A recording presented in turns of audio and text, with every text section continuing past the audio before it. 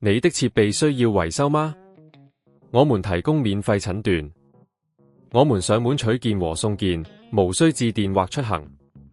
維修前先發送報價，你確認後才繼續。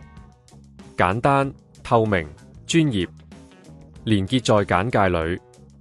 今日我哋會教大家點樣輕鬆換Dyson SV12嘅馬達。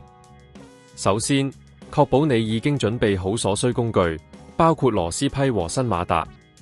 換馬達之前，記得可以先聯絡我哋，享受免費診斷服務，幫你判斷吸塵器問題所在。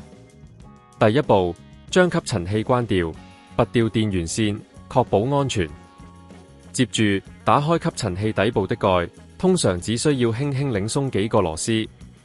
第二步，將原有的馬達小心取出。你可能需要用到螺絲批來鬆開連接馬達的電線，記得要小心處理，避免損壞其他零件。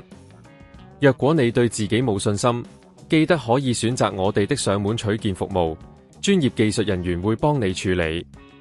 第三步，將新馬達放入電機艙內，確保連接線正確連接。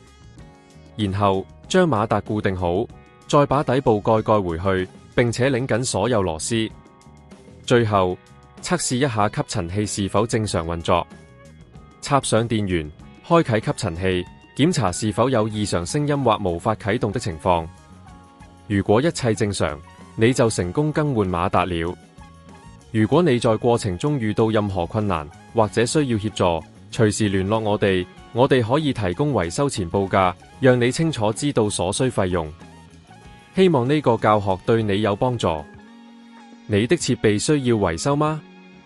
我們提供免費診斷，我們上門取件和送件，無需致電或出行。